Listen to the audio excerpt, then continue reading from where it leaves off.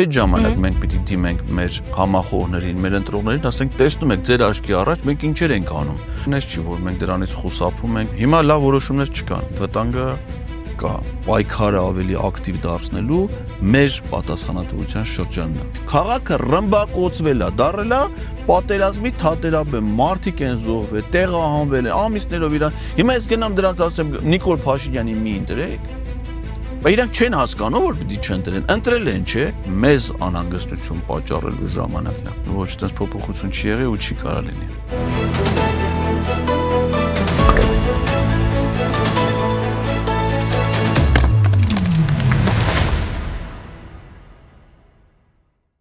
Բարև ձեզ, դուք դիտում եք հարցեր կան հաղորդումը, այսօր հարցեր կան ուժեղ Հայաստան դաշինքի падգամավորի թեկնածու Էդգար Ղազարյանին։ Բարև ձեզ։ Բարև ձեզ։ Շնորհակալ եմ, որ այստեղ եք։ Ես եմ շնորհակալ։ Պարոն Ղազարյան, քարոզարշավի ամբողջ ընթացքում առավելապես կարևորվում էր հարցը, թե որքանով է հետընտրական զարգացումներին պատրաստ լինելու ընդդիմությունը։ Իսկ այդ հարցը առավելապես կարևորվում էր հաշվի առնելով, թե ինչ իշխանության հետ գործ ունենք, թե որքան կարևոր է վերարտադրվելը այս իշխանության համար եւ թե ընդհանրապես գործիքների եւ լծակների ինչպիսի հնարավոր եւ անհնար ռեսուրս է օգտագործելու Նիկոլ Փաշինյանը իր համար հնարավորինս նախընտրելի իրավիճակ ստանալու համար։ Հիմա մենք հետընտրական զարգացումներ առանձնապես չենք տեսնում ենք քայլեր իշխանության կողմից, որոնց այս կամ այն կերպ արձագանքում է ընդդիմությունը, բայց տեսանելի է մի բան, որ այս շատ կանխատեսելի պատկերին ընդդիմությունը մեծ հաշվով պատրաստ չէր։ Մենք չենք լսում անոնց փողոցային պայքարի մասին, նախապատրաստական աշխատանքներ չկան։ Մանդատները վերցնելու հետ կապված դուք ասում եք, որ եթե անգամ վերցնենք էլ մեծ բան, շատ բան չարժե սպասել, որովհետև մեծամասնություն չեք։ Այդ դեպքում, պարոն Ղազարյան, ինչ սպասել ձեզնից, ինչ եք պատրաստվում անել եւ ինչ չեք պատրաստվում անել հատկապես։ Նայեք, ես կարծում եմ, որ կային կանխատեսելի եւ անկանխատեսելի իրադարձություններ։ Նախ ընդհանուր առմամբ շատերն էին ասում, պնդում ես էլ եմ եղել կարծիքի մեջ, որ գործնականում մի հրաշք պետք է տեղի ունենար, որ հնարավոր լիներ ընտրությունների միջոցով Նիկոլ Փաշինյանի իշխանությունից հեռացնել, եւ ես այդ հրաշքին հավատում էի։ Եվ հավատալու պատճառը եղել էր Սամվել Կարապետյանի գործոնը, որովհետև նա կարողացել էր հասարակության մեջ իրապես տրամադրություններ փոխել, իր շուրջը համախմբել մեծ թվով մարդկանց եւ քաղաքական գործիչների եւ քաղաքացիների, որոնց միասնությունը ես վստահ եմ, եթե լիներ երկրում ազատ հավասար ժողովրդավարական ընտրություններ, ապա դրա արդյունքը լինելու էր այն, ինչ որ մենք նախապես հայտարարում ենք, այսինքն Սամվել Կարապետյանը կլիներ վարչապետ։ Եվ այն որ մենք հայտարարում ենք եւ մարդիկ որ դրան հավատում էին, դա սին չէր, դա պատրանք չէր, մարդիկ իրանց իրական կյանքում տեսնում էին Սամվել Կարապետյանի օր-օրի հաջող հեղինակությունը, վստահությունը եւ կար ռեալ շանս այս տեխնացիով, այս առաջնորդությամբ Նիկոլ Փաշինյանին հեռացնելու համար, բայց Նիկոլ Փաշինյանը կիրառեց աննախադեպ այս ընտրություններին առավել եւս բռնաճնշումներ, սպասածից էլ շատ, ավելի շատ դու ասենք խայտարակություն է այդ կարգի հարձակումները մեր գրասենյակների վրա, մեր համախոհների վրա, падգամավորի տեխնացուների վրա, շարունակական, այսինքն նույնիսկ ընտրություններից հետո այսօր կենտրոնական դրական հանձնաժողովը քննում է падգամավորի տեխնացուներին անձեռնմխելիությունից զրկելու հարցը, որոնք քրեական հետապնդումների են ենթարկվում։ Սա ամբողջ քարոզարշավի ընթացքում ա եղել։ Ընտրակեղծիքներն ու ընտրախախտումները, վարչական ռեսուրսի չարաշահումները, իրենց կողմից իշխանական լիազորությունների օգտագործումը, որը փաստացի բերեց զանգվածային ընտրակաշառքի այդ թոշակներ հատկացնելու, առողջապահական անվճար ծառայություններ մատուցելու, որոնք էական ազդեցություն են ունեցել։ Վախի գործոնը։ Կենտրոնական ընտրական հանձնաժողովի որոշումները, որը որ ասենք կամակորություն ցուցաբերելու, զրկումաքաղաքական ուժերին խորհրդան անցնելու իրենց վաստակած հնարավորությունից, այսինքն այս ամբողջ համալիրը վկայում է աննախադեպ մոտեցումների մասին, որով ժողովրդից գողացվեց օրինական իշխանությունը։ Հիմա սա այս իրավիճակը, որին մենք հանդիպել ենք ընտրությունների արդյունքներից հետո, հասարակության մեջ առաջ է բերել նաև որոշակի հիասթափություն։ Այսինքն մարդիկ, ովքեր եւ ես հավատում ենք, որ հնարավոր էր ընտրություններով հասնել իշխանափոխության, եթե դա չենք տեսել, դա մի հիասթափության պատճառը հանդիսացել։ Բացի այդ մարդիկ մտածում են մինչև այդ չէ, ասում են, այս մի գործիք հնարավոր չի, հրաժարական չի տա, չգիտեմ, անվստահության գործընթացը արդյունավետություն չի ունենա, քպից չեն գտնվի падգամ։ Իսկն բոլորը կենտրոնացել են, ասես կուտակվել էր այդ ցանկությունը, որ ընտրությունով դա ի վերջո հնարավոր կլինի։ Հիմա որ դա չի եղել, հասարակության մեջ ընդհանուր հիասթափություն առաջացել եւ այդ հիասթափության ֆոնին նաեւ շատ մարդիկ նաեւ հուզական, ախորան պահանջներ են ներկայացնում, որ պետք է լինի դուք էլ ձեր հարցադրման մեջ ասեցիք, չէ, որ փողոցային պայքարի Ես փոխանցեցի այդ տրամադրությունը։ Այո, հասկանում եմ, դա օբյեկտիվ է, դա է հասարակության մեջ, շատ եմ լսել, որ պետք է դուրս գալ փողոցային պայքար եւ այլն։ Հիմա ես կարծում եմ, որ այս իրավիճակը գնահատելով պետք է հնարավորինս զերծ մնալ հուզական որոշումներից, ինչքան էլ որ դրանք տեղ ունեն, ինչքան էլ որ դրանք արդարացված են ինչ-որ իմաստով, բայց որոշումները կայացնելուց պետք է հնարավորինս ռացիոնալ դաշտում գտնվել եւ գնահատել, թե այդ որոշումները ինչի կարող են հանգեցնել։ Օրինակ փողոցային պայքարը նես չի, որ մենք դրանից խուսափում ենք կամ երբեք չենք արել, ուժեղ Հայաստանը դեռ ապրիլի 11-ին էր հրավիրել շատ մեծ հանրահավաք օպերայի հրապարակում, հունիսի 3-ին մեր նախընտրական հանրահավաքը աննախադեպ էր մարդկանց թվով մասնակցությամբ։ Դուք էլ հասկանում եք, որ հանրահավաքը ընդամենը շատ փոքր բաղադրիչն է փողոցային պայքարի։ Այո, բայց ուզում եմ ասեմ, որ մենք տես չենք մնացել, միայն ակադեմիական մոտեցումներով, դահլիճային հանդիպումներով կամ հեռուստատեսային եթերներով։ Մենք նաև դրան ենք պատրաստ։ Հետընտրական շրջանում էլ օրինակ մենք ի թիվս նաև Հայաստան դաշինքի, նաև ուրեմն Բարգավաճ Հայաստան կուսակցության կոչ արեցինք մեր համախոհներին հավաքվել կենտրոնական ընտրական հանձնաժողովի մոտ, ընդվզելու եւ ցույց տալու մեր անհամաձայնությունը այն ակնկալվող որոշմանը, որ նրանք պատրաստում են ընդունել, այսինքն դա էլ է տեղի ունեցել եւ կարա էլի ունենա, բայց պիտի հասկանանք, թե ինչքանով է դա արդյունավետ ցանկացած որոշում հիմա պետքա կայացվի արդյունավետության տեսանկյունից։ Մեզ համար կարծում եմ շատերն եք պատկերացնում, դժվար չի կոչ անել, ընդհանրենք վաղը մարդիկ հավաքվեն հանրապետության հրապարակում եւ կարող է նաեւ մեծ թվով վստահ եմ նաեւ քաղաքվեն մեր համախոհներից։ Նման կոչերի պակաս չի եղել վերջին տարիներին։ Եվ այդ հավաքներն էլ են եղել, բայց դրանք ոչ մեկը արդյունավետություն չի ունեցել։ Ես ինքս ոչ մի փողոցային պայքար չի եղել, որ դա բաց թողած լինեմ։ Սկսած հայրենիքի փրկության շարժումից, դիմադրության շարժումը, անգամ ես եմ որպես քաղաքացի նախաձեռնել այդ անկախության անունը գրած շարժումը հանրահավաք հրավիրել։ Դրա ամենամեծ իր մասշտաբով եղել է սրբազան պայքարը, որը աննախադեպ է եղել, այսինքն երբևէ ոչ մի փողոցային շարժում տենց եւ էներգիա եւ մասնակցություն չի ունեցել, ոնց որ սրբազան շարժման ժամանակ մայիսին 24-ը։ Բայց դրանցից ոչ մեկը նաեւ արդյունք չի տվել։ Հետևաբար հիմա գնալ այդ պահին, այդ քայլին եւ եղած մեր օրորի զրկանքների ենթարկվող համախոհներին, աջակիցներին, մեր քաղաքացիներին նորից տանել, դնել այդ պատնեշի առաջ եւ չստանալ երաշխավորված արդյունք, այսինքն եթե մենք իմանանք կլինի այդ երաշխավորված արդյունքը, դա այլ բան է, որովհետեւ արդյունքը ինչ պիտի լինի օրինակ հիմա, չէ՞։ Նիկոլ Փաշինյանի հրաժարականը։ Չէ՞, այսինքն մարդիկ փողոցում ինչ-որ բան են պահանջում։ Ինչ են պահանջում։ Ինչի պետք է հասնեն իրանք փողոցում կանգնելով եւ կա նախադեպեր, օրինակ Վրաստանում խորհրդանական ընտրություններից հետո տեղի ունեցավ այն ամենը, ինչ հիմա որոշ մարդիկ, շատ մարդիկ միգուցե ակնկալում են մեզնից, օրինակ ինչ են, չէ, ասում են հրաժարվեք մանդատներից, դուրս եկեք փողոցային պայքարի։ Վրաստանում դա է տեղի ունեցել։ Բոլոր ընդդիմադիր քաղաքական ուժերը հրաժարվել են մանդատներից առանց բացառության, դուրս էին եկել փողոցային պայքարի, այդ պայքարը առաջնորդում էր Վրաստանի գործող նախագահը, տարբեր երկրների արտաքին գործերի նախարարներ, փողոց էր դուրս եկել սկզբնական օրերի մոտ 400,000 մարդ։ Դեռ 1 տարի շարունակ ամեն շաբաթօր փողոց էր դուրս գալի 40-ից 50,000 մարդ։ Հայաստանի պարագայում մարտահրավերները շատ լուրջ են։ Եթե վերցնում եք մանդատները կամ չեք վերցնում, դուք ինչպես եք կարողանալու ազդել օրինակ այսպես կոչված սահմանազատման, սահմանագծման օրակարգի վրա։ Ինչպես եք կարողանալու ազդել այսպես կոչված անկլավների վերադարձի օրակարգի վրա, որովհետև Նիկոլ Փաշինյանը քարոզարշավի ընթացքում այդ մասին խոսել է եւ հիմա էլ կարող ասել, որ ես այդ օրակարգը առաջ տանալու մանդատ ստացել եմ, այլ բան, որ մեծամասնություն չի ձևավորել։ Դուք ինչպես եք ազդելու դրանց վրա, որովհետև նախորդիվ դեռևս գործող ազգային ժողովի պարագայում մենք տեսել ենք, որ խորհրդարանական ուժերը ոչինչ չէին կարողանում անել եւ միայն սրբազան պայքար պայքարներ, որ այդ ընթացքում որոշակի կենթանություն հաղորդեց քաղաքական Բայց օրգանիզմին։ էլի չկարողացավ ազդել process-ի վրա, սրբազան պայքարից հետո Տաուշի պլանավորված 4 գյուղերը հարակից տարածքներով հանձնվեցին Ադրբեջան։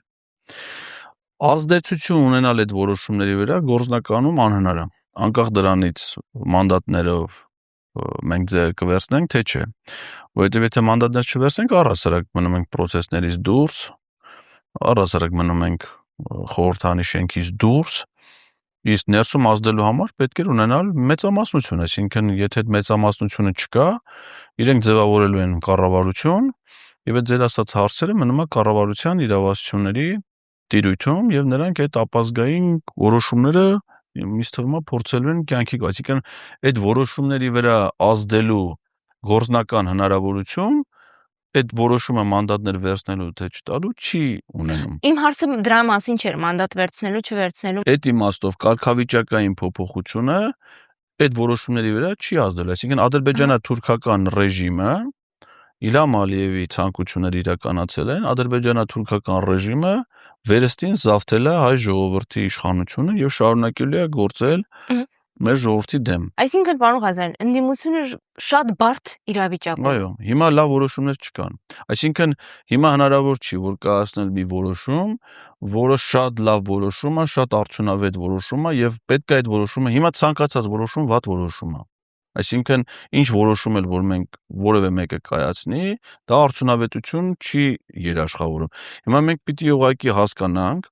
մեր հետագա քաղաքական պայքարի տեսանկյունից, որը չի ընդհատվել, որը նոր փուլ է տեղափոխել, նոր իրավիճակի գնահատում, այսինքն մենք հասկանանք, որ հիմա արդեն այս կետից ենք շարունակում։ Դες մի խոսք կա, չէ՞, ասում այսօր սկսվում է մեր հետագա կյանքի առաջին օրը։ Հիմա մենք պիտի հասկանանք մեր հետագա կյանքի եւ պայքարի իմաստով մեզ ինչ լիազորություններ, ինչ գործիքակազմ, ինչ գործողություններ են անհրաժեշտ հնարավորինս խափանելու ադրբեջանա-թուրքական այդ հաղթարշավը, որը հայ ժողովրդի դեմ կատարվում է։ Իդեպ սահմանադրական մեծամասնություն չկազմելու հետ կապված էլ խոսվում են մասին, որ իշխանությունն էլ լավ վիճակում չէ։ Այսինքն մենք ունենք իրավիճակ, երբ ընդդիմությունը վատ վիճակում է, դժվար վիճակում է, բայց իշխանությունն էլ շատ լավ վիճակում չէ եւ ընդ որում սա շնորհիվ ընտրություններին բարձր մասնակցության։ Այս պահին գործող ընդդիմությունը այդ խաղակարտը չուներ։ Դուք ունեք։ Պատկերացնում եք այդ խաղակարտը ամեն դեպքում ինչպես եք օգտագործելու։ Դե արդեն օգտագործված է, այսինքն իրենք չունեն 2/3 մեծամասնություն, որ կարողանան նախաձեռնել սահմանադրական փոփոխությունների հանրաքվե։ Բայց կա վտանգ, որ իրենք դա կարող են անել մինչև օգոստոսի 2-ը այս գումարման ազգային ժողովով, եւ վերջերս արդարադատության նախարարը ոնց որ հայտարարեց, որ առաջիկայում կներկայացվի սահմանադրության տեքստը, այնտեղ կարծում եմ տեքստ էլ չկա, ընդհանրապես մի բանը պետքա լինի անկախության հռչակագիրը նախաբանից Համենայն դեպս հայերեն է լինելու։ Կարծում եմ, որ իհարկե դրա նախագիծը իմ կարծիքով մշակվել է Ադրբեջանում, բայց թարգմանած կլինի, որ հասկանալի լինի, էլի հայ հասարակության համար, բայց դա մաքուր ադրբեջանա-թուրքական շահերով։ Եվ հնարավոր է, որ դա հենց այս խորհրդանը, որտեղ իրենք 2/3 հնարավորություններ ունեն, հիմա այդ որոշումը կայացնեն, չսպասեն օգոստոսի 2, այդ վտանգը կա ցանկացած պահի։ Պետքա իսկ մեր ընդեղ լինել չինելը, այսինքն եթե մենք մանդատները չվերցնենք, իրանք 2/3-ը չունեն եւ օգոստոսի 2-ից հետո այդ որոշումը հաստատ չեն կարող կայացնել անկախ մեր ընդեղ լինել չլինելու հանգամանք։ Սա ուրիշ հնարավորություններ կա, ասենք ինչա տալի խորհրդանում լինելը։ Խորհրդանում լինելը հնարավորություն է տալիս ցանկացած իրավիճակում որոշումներ կայացնելու իրավական հնարավորություն, ասենք պատկերացրեք այնուամենայնիվ հասարակական տրամադրությունները ժամանակի ընթացքում գեներացում են, ի վերջո մենք ունենք չէ փաստ, որ Նիկոլ Փաշինյանի օգտին քվեարկել է ընտրական իրավունք ունեցող քաղաքացիների ընդամենը 29%-ը։ Քվեարկության մասնակիցների 49%, այսինքն հասարակության 70%-ը տեսականորեն կեսից ավելին գործնականում դեմ է Նիկոլ Փաշինյանի պաշտոնավարմանը, տարբեր ձևերով արտահայտվելով։ Եվ այդ դեմ լինելը կոնսոլիդացիոն ուժը կարող է դրսևորումներ ունենալ։ Իսկ այդ դրսևորումների պարագայում, եթե դու խորհրդանում չես, դու զրկված ես որևէ քաղաքական process իրավական որակ հաղորդելու հնարավորությունից։ Դե կլինի ընդամենը մեկ խմբակցություն։ Եթե օրինակ կնես լիներ, որ մեր մանդատներից հրաժարվել է հանգեցներ խորհրդանի լուծարման եւ արտահերթ ընտրություն, դե քննարկելու հարց չէր լինի։ Միանշանակ պետք էր գնալ այդ ճանապարհով։ Բայց եթե դա տանց չի լինելու, իսկ տենց չի լինելու, իրանց այնտեղ մենակ թողնելու արդյունավետությունը ինչով է երաշխավորված, կամ ասենք 1 տարի հետո անվստահության գործընթացի հնարավորություն, եթե այնտեղ չես, երբևէ չես կարող անել, կամ խորհրդարանական վերահսկողության, օրինակ, այս իշխանությունները բազմաթիվ ապօրինություններ են գործել, չէ՞։ Ազգային ժողովը իրավունք ունի հենց 1/3 ընդդիմություն, իսկ մենք 1/3-ից ավել ենք լինելու երկու խմբակցություններով, ստեղծելու քննիչ հանձնաժողովներ եւ ուսումնասիրելու նրանց ապօրինությունները եւ դա ներկայացնել հանրությանը։ Այսինքն այդ հնարավորություններից զրկելը ինչքանով է ճիշտ հետագա պայքարի տեսանկյունից պետք է գնահատել։ Մենք չենք հանձնվել, մենք գնահատում ենք օբյեկտիվ իրողությունը եւ ես կարծում եմ, որ մենք հիմա ոչ թե պետք է մարդկանց դուրս բերենք փողոց եւ բնականաբար այդ փողոց դուրս գալը իր մեջ պարունակում է վտանգներ հենց այդ մարդկանց, որովհետեւ մենք տեսել ենք հունիսի 12-ի սրբազան պայքարի ժամանակ ինչ միջոցներ են կիրառվել խաղաղ ցուցարարների նկատմամբ։ Հիմա իրենց ագրեսիվության աստիճանը ավելի է մեծացել։ Այս ընտրությունների արդյունքներով իրենց ողջավորությամբ պայմանավորված նրանք կարող են ամենադաժան քայլերին գնանք, իսկ մենք մեր նպատակը մեր ժողովրդին փորձանքի մեջ գցելը չի։ Հիմա ես կարծում եմ, որ մեր պատասխանատվության աստիճանն է մեծացել։ Այսինքն այն մարդիկ, ովքեր որ ի վերջո ընտրվել են եւ ուժեղ Հայաստանի ուրեմն թիմը եւ Հայաստան դաշինքի, մեր պատասխանատվության աստիճանը հիմա գործելու, ակտիվություն ցուցաբերելու, պայքարը ավելի ակտիվ դարձնելու մեր պատասխանատվության շրջանն է։ Եվ մարդիկ դա պետքա տեսնեն։ Եվ եթե այդ ակտիվությունը, այդ աշխատանքը մեր ջանք է, այսինքն հիմա մենք եթե զրկանքներ կրող կա, պիտի մենք լինենք այդ զրկանքներ կրողը։ Եթե նրանց հետ առաջի պլանի վրա պայքարելու պատասխանատվություն կա, դա արդեն օբյեկտիվորեն դարձել է մեր բաժին պատասխանատվությունը, ոչ թե մեր ընտրողների։ Մեր ընտրողները մեզ դա պատվիրակել են։ Հիմա իմ կարծիքով մենք պիտի ջանք ու եռանց չխնայելով հնարավոր ակտիվությամբ այդ առաքելությունը իրականացնենք, եւ եթե տեսնենք, որ այդ պայքարում մեզ պակասում է մարդկանց աջակցությունը փողոցում, այդ ժամանակ մենք պիտի դիմենք մեր համախոհներին, մեր ընտրողներին, ասենք, տեսնում եք ձեր աչքի առաջ մենք ինչեր ենք անում։ Չարչարվում ենք առավոտից իրիկում, մենք պայքարում ենք եւ մարդիկ էլ հիմար չեն, իրենք տեսնելու են եւ հասկանալու են, թե այդ պայքարը ինչքանով է արդյունավետ, ինչքանով է անկեղծ, ինչքանով է նվիրական, չէ՞։ Եվ եթե իրենք դա տեսնեն, զգան եւ պարզվի, որ մեզ անհրաժեշտ է նրանց աջակցությունը, այդ պահին է պետք այդ աջակցությունը։ Ուղղակի հենց այնպես մարդկանց դուրս բերել փողոց ցույց տալու համար մի կադր Դանիել Հովհաննիսյանի դրոնի համար, թե դադրենք այդ ինչ օրը ժամը 18:00-ին քանի մարդ էր հավաքվել այդ արձանագրման համար, ես կարծում եմ, որ պետք չի մարդկանց հիմա անհանգստություն պատճառել։ Հիմա մեզ անհանգստություն պատճառելու ժամանակն է։ Շատ կարևոր է, թե ինչ եք պատկերացնում ինքներդ ձեզ անհանգստություն պատճառելու համատեքստում եւ մինչեւ ավելի լայնամասշտաբ գործողությունների քայլերի մասին խոսելը մի շատ կարևոր քայլ կա, որը մինչեւ այդ պետք է իրականացնել եւ մինչեւ այդ պետք է պաշտպանել։ Հայաստանի Հանրապետությունում յուրաքանչյուր քաղաքացի իրավունք ունի իր կամքը արտահայտելու ընտրություններում եւ այդ արտահայտումը վերջնարդյունքում տեսնելու։ Հիմա այն ընտրատեղամասերում, որոնց արդյունքները չեղարկվեցին, փաստացի խախտվել են մարդկանց իրավունքները, որովհետև ձայները ըստ երևույթին չեն արտացոլվել վերջնարդյունքում։ Բայց ի պաշտպանություն դրա, մենք ինչ տեսանք, ընդամենը մի քանի ժամ հավաք դիմաց եւ վերջ։ Այսինքն, եթե մարդիկ տեսնում են, որ իրենց մի քանի հազար ձայնի, ընդ որում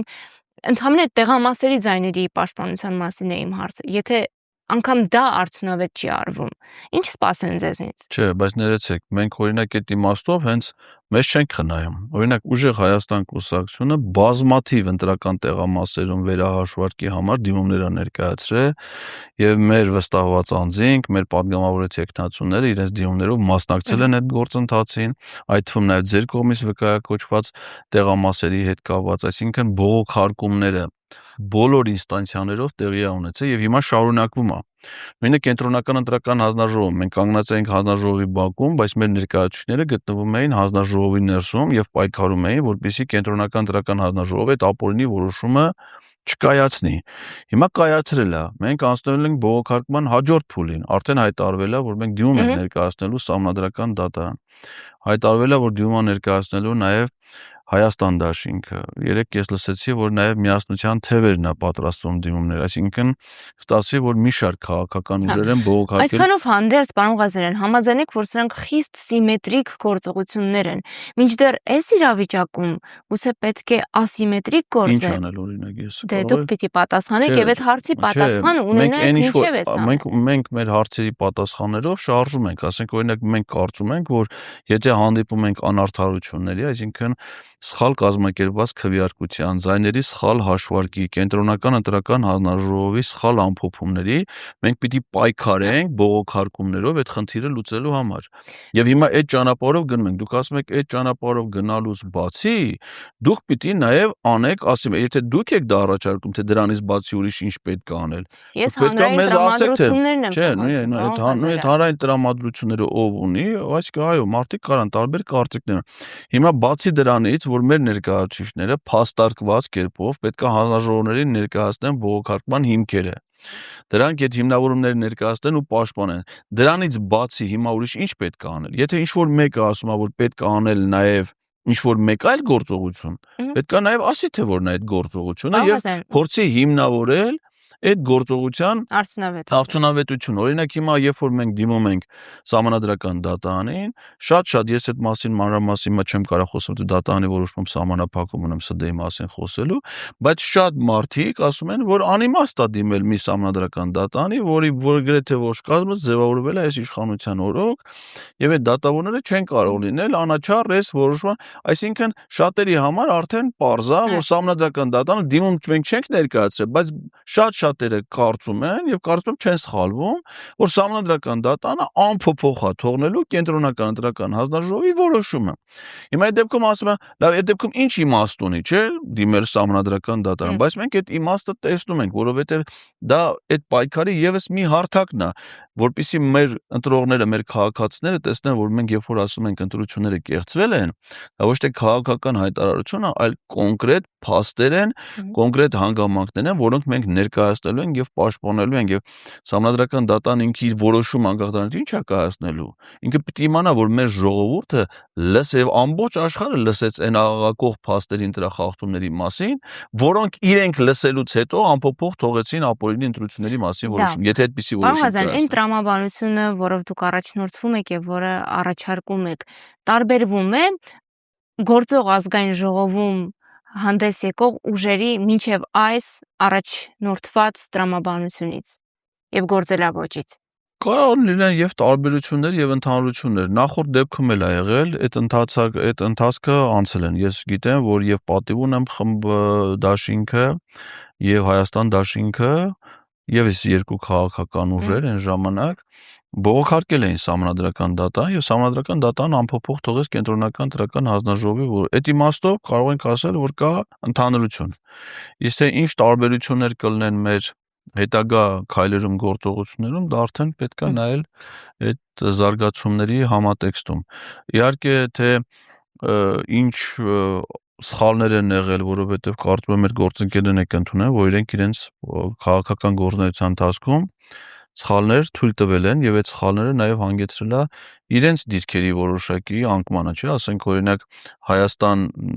դաշինքը նախորդ գումարման ազգային ժողովում ավելի մեծ թվով պատգամավորներ ուներ, քան նոր գումարվելիք ազգային ժողովում, այսինքն անկում է եղել նրանց հեղինակության վարկանիշի եւ դա պայմանավորված է եղել այն գործունեությամբ, որոնք իրենք 5 տարիների ընթացքում իրականացրել են, չէ՞, կամ պատիվ ունեմ դաշինքը, ընդհանրապես այդ երկու քաղաքական կուսակցությունները, ոչ հանրապետականը, ոչ հայրենիք չմասնակցեցին ընտրություններին։ Դա նշանակում է եղել են որոշակի քայլեր, որոնք որ արդյունավետություն չեն բերել։ Եվ դա նշանակում է, որ դուք պիտի նախորդ բոլոր մենք պիտի հիմա դա գնահատենք, հաշվի առնենք եւ մեր հետագա գործունեությունը կառուցենք այն տրամաբանությամբ, որ լինի ճիշտ հակառակը, այսինքն մեր հետագա քաղաքական գործունեությամբ ել ավելի ամրապնդվի Սամվել Կարապետյանի եւ Ուժեղ Հայաստանի շուրջ վստահությունը, ել ավելի մեծանան մեր համախոհները, նրանց շրջանակը, ավելի մեծ թվով մարդիկ կազմեն, որպեսզի մենք ի վերջո հասնենք մեր հիմնական նպատակին։ Իսկ մեր հիմնական նպատակը ոչ թե խորհրդարանում մանդատներ ունենալն է կամ մի քանի պատգամավորով ներկայացվածնել, այլ Նիկոլ Փաշինյանի իշխանությունից հեռացնել։ Մեր հետագա բոլոր որոշումները միտված են լինելու այս գլխավոր նպատակի իրականացմանը։ Հիմա դա մեզ կհաջողվի, թե չի հաջողվի, շուտ կհաջողվի, թե ուշ կհաջողվի, դա էլ արդեն կախված է նաև մեր գործունեության արդյունավետությունից, նաև հասարակական տրամադրություններից, նաև այլ գործոններից։ Մի խոսքով, մեր պայքարի վճռականությունը, չնայած հասարակության մեջ որոշակի հիասթափության այս ապատիկ իրավիճակին, չի փոխվել, այսինքն մեր մոտիվացիան չի փոխվել եւ մենք շարունակում ենք անզիջում պայքարը։ Շատերը, որոնք այս տարիներին առաջնագծում են եղել, ոչ այնքան հապճեպ քայլեր եւ արագ լուծումներ են ակնկալում։ Կարևոր է, որ այն մարդիկ, որոնք մեր երկրի ճակատագիրը ուղղորդելու հավակնություն են ստանում, իրենք նախ իրավիճակի ամբողջ բարդությունը գնահատեն, գիտակցեն եւ ըստ այդմ համապատասխան ուղերձներ ուղեն հանրությանը, այսինքն նախ մեսիջինգն է պետք փոխել։ Հանրությանը պետք էր եւ պետք է պատրաստել երկարատև պայքարի, պետք է ռեսուրսները ճիշտ մոբիլիզացնել, արդյունավետ բաշխել եւ ոչ թե միջև գարուն կգնա, աշնանը կգնա Նիկոլ Փաշինյանը, մեզ հաշվով մեզնից չէ կախված աշխարհաքաղաքական իրավիճակներ փոխվեն, ըստ այդմ տեսնենք կգնա, չի գնա։ Համաձայն չեք, որ պիտի փոխել աշխատելավեճը։ Ես հենց էլ ասում եմ, որ մենք նաև պետք է հաշվի առնենք մեր գործընկերների նախորդ գումարման ազգային ժողովի թույլ տված սխալները, պայքարի գործիքակազմը եւ այլն, եւ մեր հետագա գործողությունները փորձենք այլ ուղու վրա դնել, այլ միջոցներ ձեռնարկել, այլ մեթոդներ կիրառել, որ դա արդյունավետություն ունենա։ Մենք պետք է ընդունենք, որ մենք հիմա գտնվում ենք թշնամու տիրապետության տակ, այսինքն ոնց որ ասենք պատկերացրեք, ես իմ աշխատանքի բերումով եկավ, ասենք հрьяաներ կային, որոնք Վարշավայում մնացել էին գերմանական հսկողության տակ, մտադիր են ոչնչացնեն, ցեղասպանեն այդ մարդկանց, չէ՞։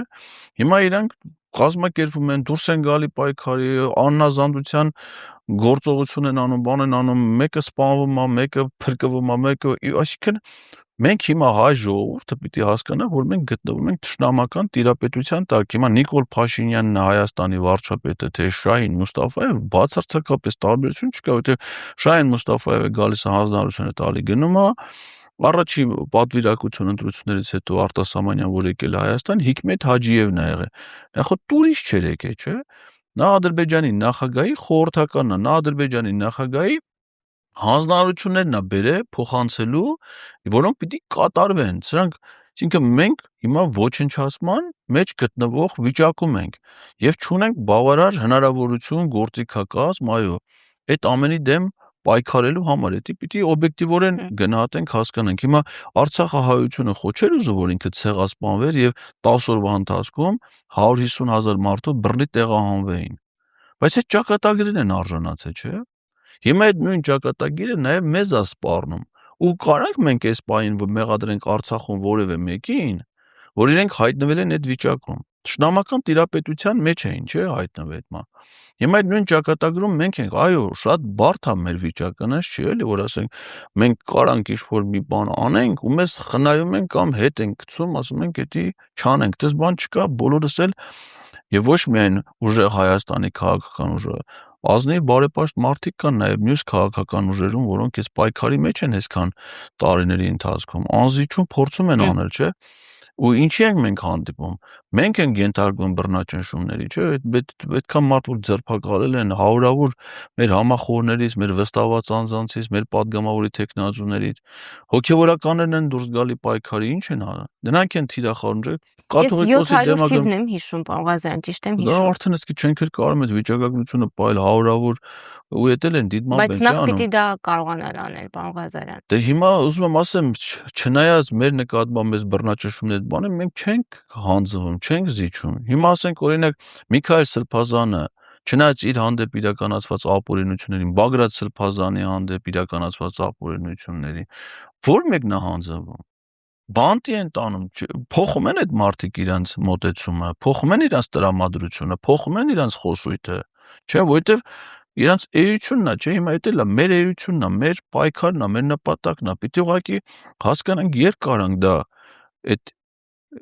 իմի բերել, դա հաջողության բերել։ Կարող է նաև չստացվի, ինչ օրինակ Արցախում չստացվեց, մենք կորցրել ենք Արցախ հենց դրա հետևանքով, չէ՞, Արցախի ժողովուրդն էլ չկարողացավ ճիշտ կողմնորոշվել, ինքնապաշտպանվել, վստահեցի, մինչև վերջի պահը վստահեցին Նիկոլ Փաշինյանին ու դարձան փախստական ամբողջ ժողովրդով։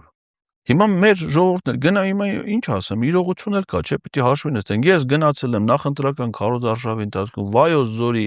իմ հայրենակիցներին բացատրում եմ, ասում սիրելի ժողովուրդ, Նիկոլ Փաշինյանը ասում է 24 ամսա թվերով բանով սաղ ասում եմ, ասում 24 թվականի օգոստոսի 30-ից սկսած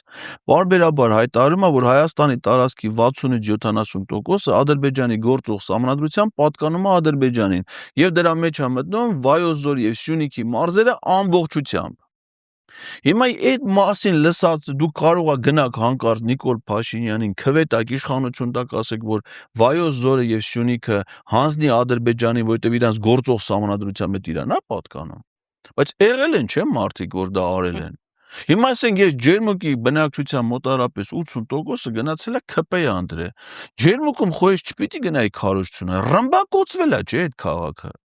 Նիկոլ Փաշինյանի պաշտոնավարման շրջանում քաղաքը ռմբակոծվել է, դարել է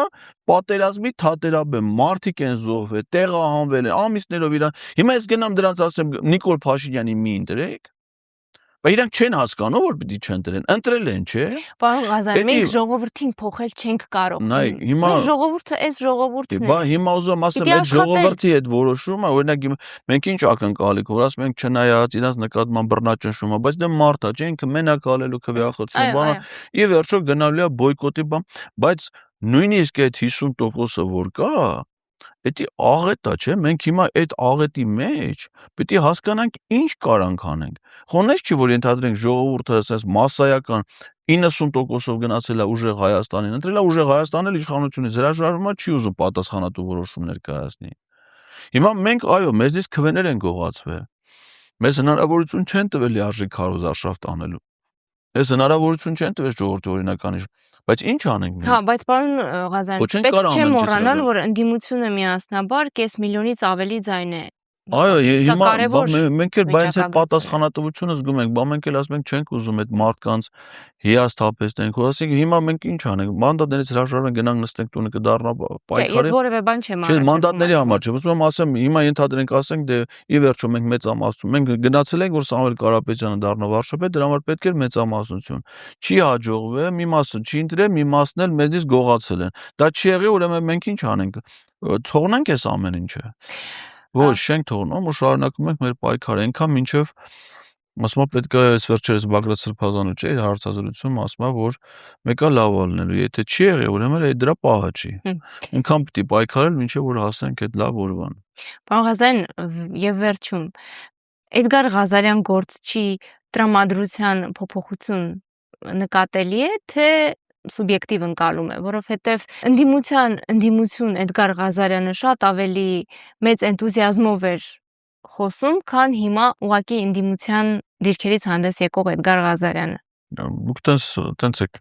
նկատել, տրանսֆորմացիա եք նկատել, որովհետև իմ գրաֆիկի մեջ ընդհանրապես փոփոխություն չկա։ Էնտուզիազմը նույնն է, ասենք ես նույն բանի մասին եմ խոսում, նույն ոգևորությամբ եմ շարունակում։ Իմ նկատմամբ բռնություն են գործադրել, ինձ գործից հանել են, իմ նկատմամբ ինձ մի քանի անգամ ձերբակալել են, իմ դեմ քրեական գործ են հարուցել, քաղաքացիական հայցերով միլիոններ են տարել ինձնից, Ալեն Սիմոնյանը մասնավորապես։ Իմ ոչ գրաֆիկը այսօր է որ ընդամենը ձեր մոտ եմ հարցազրույցի, միակն է դեպ ասեմ։ 3 հատ հարցազրույց է եղել, երկուշաբթի օրը 3 հարցազրույց է եղել։ Ես նույն իմ գրաֆիկով, նույն ոգևորությամբ, նույն էներգիայով շարունակում եմ ու շարունակել եմ, իմ մոտ տենց փոփոխություն չի կարող լինել։ Ընդհակառակը, ինչքան որ դժվարություններ եմ տեսնում, իսկ հունիսի 7-ը ինձ համար լրացուցիչ դժվարություններ է ստեղծել մեր հետագա պայքարի իմաստով, ինչքան դժվարություններ ենք հանդիպում, այնքան ավելի պետք է մեծ ջանքեր գործադրել եւ մտածել է դժվարությունները հաղթահարելու մասին, ոչ այդպես փոփոխություն չի եղել ու չի կարա լինի։ Շնորհակալություն։ Ես եմ շնորհակալ։